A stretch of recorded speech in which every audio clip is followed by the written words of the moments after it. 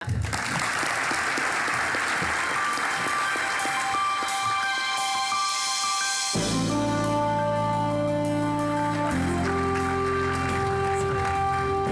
evening, ladies and gentlemen. This is just a great Boilermaker evening, isn't it? It just doesn't get any better. Every generation of Purdue students has its defining moments. The moments it can remember so clearly that where they were at the time, so much about, in particular detail about that moment. For Purdue students this year, one such defining moment occurred on October 6th, when one of our faculty members and their teacher in a classroom of 300 students received a call from Stockholm and was notified that he had won the Nobel Prize in Chemistry.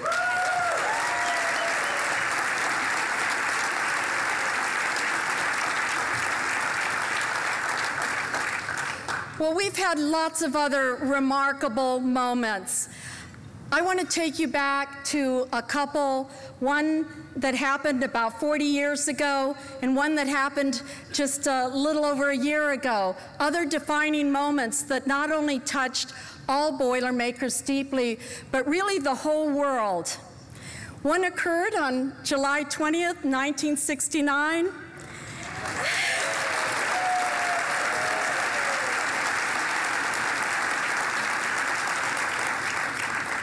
And one occurred on January 15th, 2009.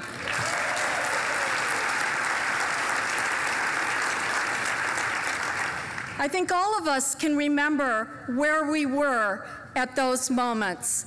I know that the first moment when Neil Armstrong put boot prints on the moon, that those changed my life and set me on my present course. Thank you, Neil.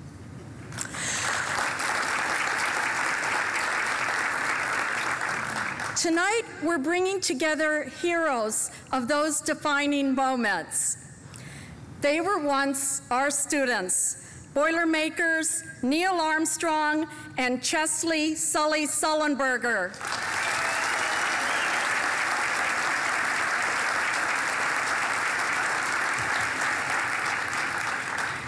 Neil graduated from Purdue in 1955 with a Bachelor of Science in Aeronautical Engineering.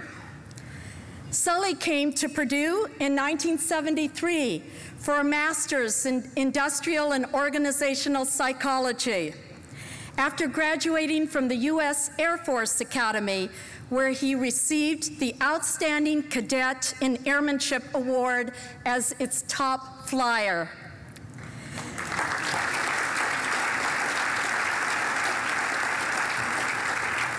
He was part of a program that went from 1963 to about 1973 or 4, in which about 150 cadets came to Purdue for advanced degrees. And 7 students from that time went on to become U.S. astronauts. One of them, another one is here with us tonight, Mark Browns. A great time for Purdue.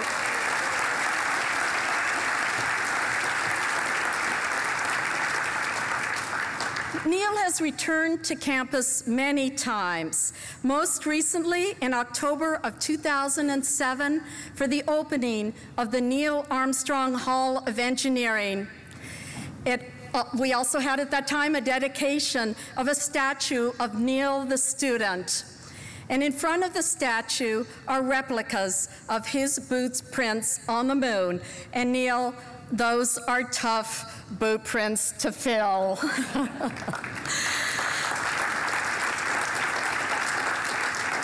But a lot of students, we find them hopping from one to the next, so they're going there. At that time, Neil also led the shout song at our homecoming football game. Today, Sully was back on campus. He gave a wonderful talk at the College of Liberal Arts, lunchtime, and he received the college's Distinguished Alumnus of the Year Award.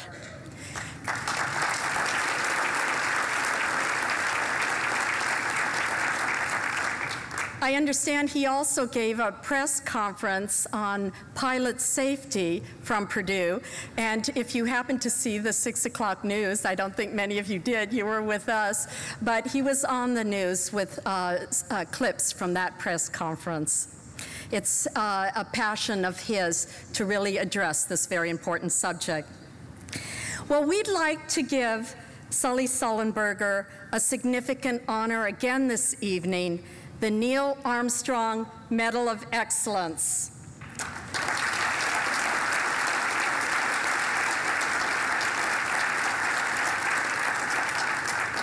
It's presented to those very special individuals who have significantly enhanced the student experience.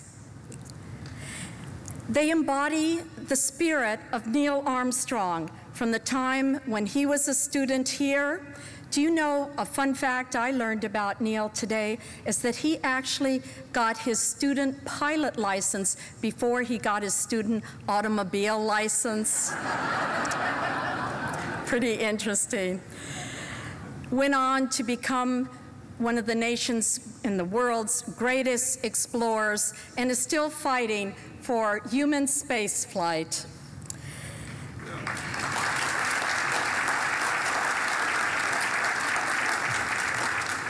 Neil is here to present the award to Captain Sullenberger. Please join me in watching a short video linking the two incredible flights of these most distinguished individuals, our aviators, Neil Armstrong and Sully Sullenberger. 5, 4, 3, 2, 1.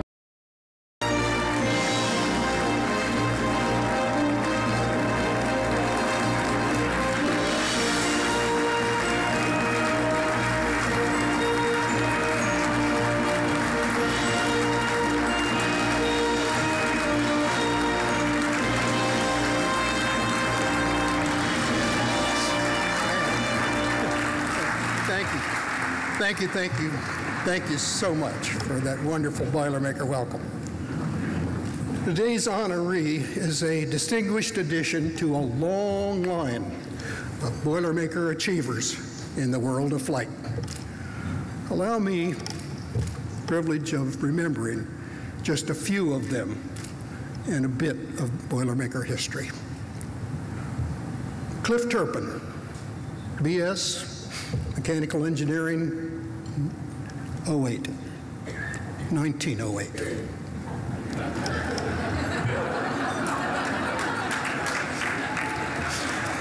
Varsity track, thespian in the Harlequin. Cliff was taught to fly by Wilbur and Orville Wright. As an engineer, he became an engine specialist for the Wright Aeronautical Company. As a pilot, he was a member of the Wright exhibition team. A flight instructor for the Wright Company, he taught a young Lieutenant Arnold to fly. That student eventually became the person in charge of the U.S. Army Air Corps in World War II, General Hap Arnold.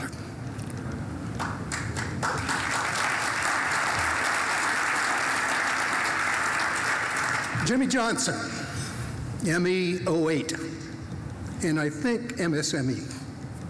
Learned to fly at the Glenn Curtis School in 1914 and instructed there until 1917 when he became a test pilot at Langley Field, Virginia, and then the chief test pilot at the Army Air Corps Test Center in McCook Field in Dayton, Ohio.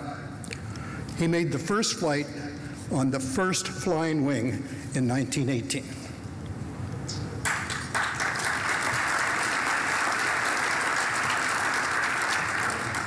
The Wrights' first public demonstration of their flyer occurred in 1908 and 1909. The Purdue Aero Club was organized in 1910. Cliff Turpin's classmate at Purdue was Frederick Martin, ME 08, varsity football. After graduation, he entered the Army After 9 years, he was transferred to the aviation section of the Signal Corps and learned to fly. By age 42, he was one of the most experienced flyers in the Army. He was assigned to lead the Army's attempt to make the first round-the-world flight. They acquired 4 large single-engine open cockpit biplanes. Each carried a pilot and a mechanic. They left Seattle westbound in April of 1924. Martin did not complete the round-the-world voyage. He crashed in the Aleutian Islands but survived. One crashed near Iceland, but the remaining 2 completed the first round-the-world flight in 6 months with 72 stops.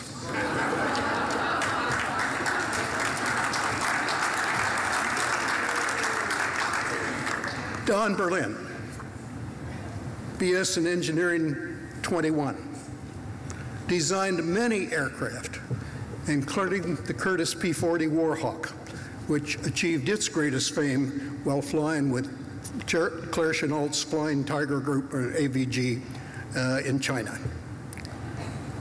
The Purdue Airport was the first university-owned airport in the United States.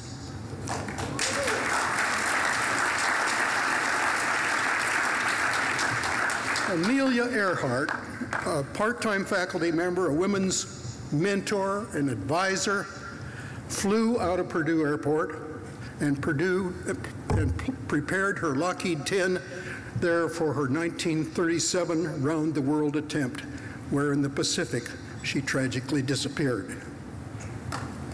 My great friend, Ivan Kinchlow, Aero Engineering 1949, became an ace in Korea, was a superb engineering test pilot, setting a world altitude record of 126,000 feet in the rocket-powered Bell X-2.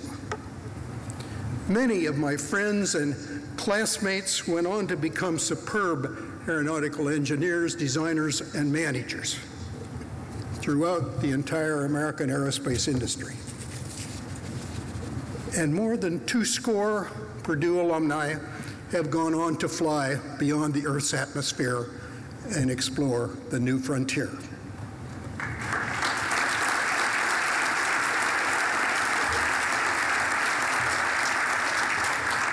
Purdue's history and the history of flight are inextricably intertwined, and Captain Sully Sullenberger is part of that history. The captain or commander of a ship or an aircraft or a spacecraft is subject to many carefully considered rules and procedures that govern his or her conduct during the period when he or she is in command. But the person in command has the responsibility to act always in the best interests of the passengers, the craft, and its crew. And on occasion, circumstances arrive where the rules and procedures are inadequate.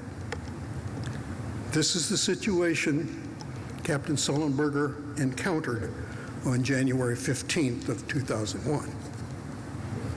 It's a situation that anyone dreads, out of options and out of time simultaneously. These situations are not supposed to happen, but occasionally they do. Sully, a professional pilot who throughout his career had specialized in aviation safety, the psychology of maximizing crew effectiveness and crew resource management, was, as you all know, up to the challenge. While he is qualified to fly a wide variety of aircraft, he is vulnerable, however, as he executed a water landing with 155 passengers without having a valid pilot rating for seaplanes.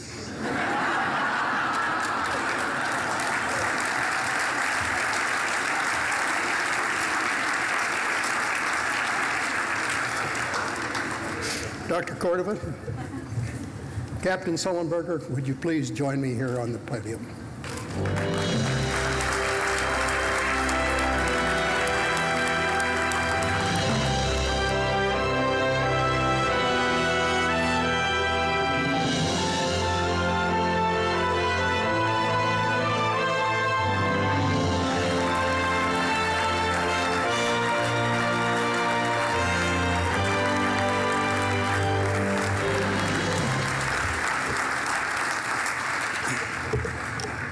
On this Veterans Day, I am particularly pleased that the recipient of the Neil Armstrong Medal of Excellence is a veteran, a very professional pilot, a superb commander, an alumnus of this magnificent university, a fellow member of the Pilots Who Land in Strange Places Club, and most importantly, the kind of person which Boilermakers hold in the very highest esteem.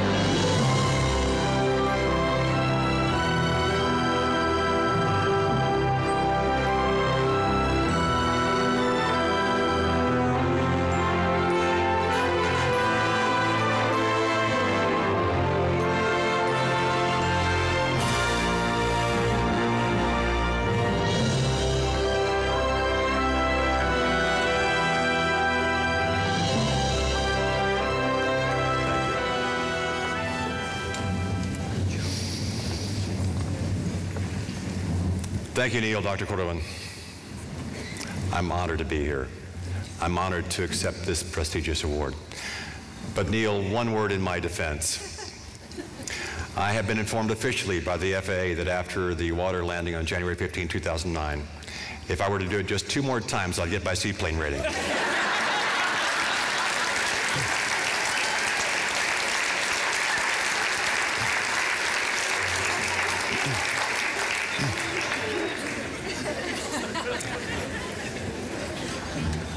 I am incredibly honored to be here.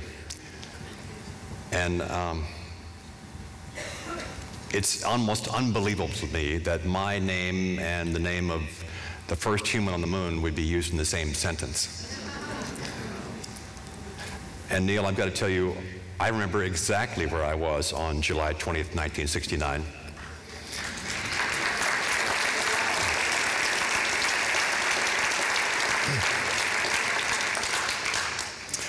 I had just entered basic training at the United States Air Force Academy, and they wouldn't let us watch the moon landing on television. And I've never forgiven him for that. I'm glad you mentioned Veterans Day. May I ask for a quick show of hands of all those who are veterans of the United States military service? Thank you.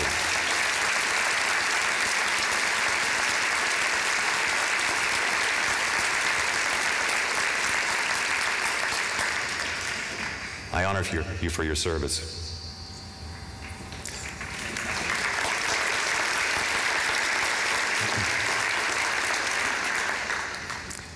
Some of the values that I learned were from my parents. People of the generation that grew up during the last great financial upheaval, the Great Depression of the 1930s, and served in World War II. And from them I learned about civic duty, of service above self, and the willingness to share our sacrifices. And on Monday, June 23rd, 1969, the first day I entered the Air Force Academy, along with over 1,400 of my classmates who, if we were successful, 4 years later would graduate as the class of 1973. We encountered a training system designed to change us, to challenge us, ultimately to convince us that we would be capable of doing things that we didn't currently think were possible, of finding inner reserves of strength we did not know we had. We would be encountering a system designed to tear us away from the comfortable, the easy, and the familiar, designed to reset our priorities and refocus our perspectives. We would soon learn that it could no longer be about me. Instead, it was going to be about us. We are fortunate indeed to have in our midst those who are willing to choose the harder path, to put their needs aside, to delay their gratification, to serve a cause greater than themselves, who are willing to put themselves at risk to save another, and to do for us what we are either unable or unwilling to do for ourselves. By their actions, they have proven that they deserve every bit of gratitude, support, and respect that we can find a way to give them.